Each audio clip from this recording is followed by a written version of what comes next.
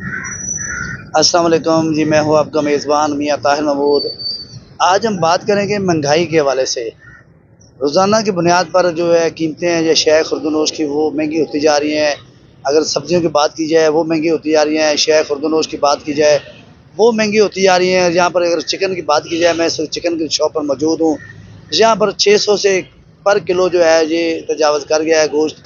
شہریوں سے جب ہماری بات ہوئی تو وہ کہتے ہیں ہم آخر کھانا تو کچھ ہم نے ہے، پکانا بھی کچھ ہے، تو اس کے بغیر گزارا تو نہیں ہو سکتا۔ لیکن اب سبزیاں بھی جو ہماری دسترس سے باہر ہو گئی ہیں، چکن بھی ہماری دسترس سے باہر ہو گیا ہے، اب ہم کیا کریں؟ لیکن مجبوری ہے، یہ خریدنا ہے تو یہ خرید رہے ہیں۔ اگر یہاں پر اشیاء خردونوش کی باتیں کی جائیں، دالوں کی، چنوں کی، اتنی تمام چیزیں وہ روزانہ کی بنیاد پہ مہنگی ہوتی جا رہی ہیں۔ بجلی مہنگی ہونے کی وجہ سے، پیٹرولیم مصنوعات مہنگی ہونے کی وجہ سے تمام چیزیں تو مہنگی ہو چکی ہیں۔ اگر پیٹرول یہ سستا بھی ہو جائے لیکن یہ اشیاء خردونوش سستی نہیں کی جاتی، گاڑیوں کے کرائے کم نہیں کیے جاتے، تمام جو اشیاء خوردونوش مہنگے ہونے کی وجہ سے جو شہری ہیں اس میں روزانہ کی بنیاد پر پستے چلے جا رہے ہیں، شہری پریشان ہیں۔ جب ہماری دکاندار سے بات ہوئی ہے تو میرا کیمرہ مین آپ کو دکھائے گا کہ یہ دیکھیں، یہ چکن والا پہ کہہ رہا ہے کہ میں صبح سے ابھی فارغ بیٹھا ہوں، کوئی کسٹمر نہیں آیا ابھی تک، میں نے کچھ نہیں سیل کیا، تو بیٹھے ہوئے ہم اپنا بجلی کا بل کیسے ادا کریں، ہم اپنے گھر کے اخراجات کیسے ادا کریں،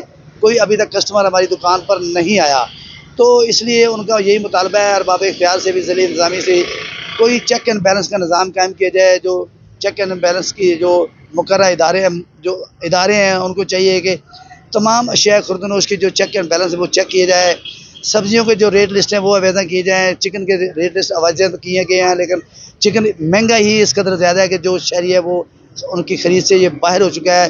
ان کا یہی دکاندار جو چکن والے سے جب ہماری بات ہوئی تو ان کا یہی کہنا ہے اس وقت چکن میں گاڑی والا منافع کما رہا ہے، یا جو شیڈ والے ہیں وہ جو جن کے فارم بنے ہوئے ہیں وہ منافع کما رہے ہیں۔ گاڑی والا 15 روپے پر کلو کے حساب سے ہم سے منافع لیتا ہے، جو شیڈ والے ہیں، فارم والے، وہ منافع کما رہے ہیں، پستے چلے جا رہے ہیں، تو ہم دکاندار ہی پستے چلے جا رہے ہیں۔ اس لیے ان کا یہ ضلعی انتظامیہ سے ارباب اختیار سے یہ مطالبہ ہے کہ چیک اینڈ بیلنس کام کیا جائے، تمام شہر میں جو چکن کا ریٹ ہے وہ ایک ہی ریٹ پہ ملنا چاہیے، قیمتیں یکساں ہونی چاہیے تاکہ اس کو سستا بھی کیا جائے، تاکہ ہم خرید سکیں اور یہ ہم اپنا چکن خرید کر اپنا گھر کا چولہا جلا سکیں۔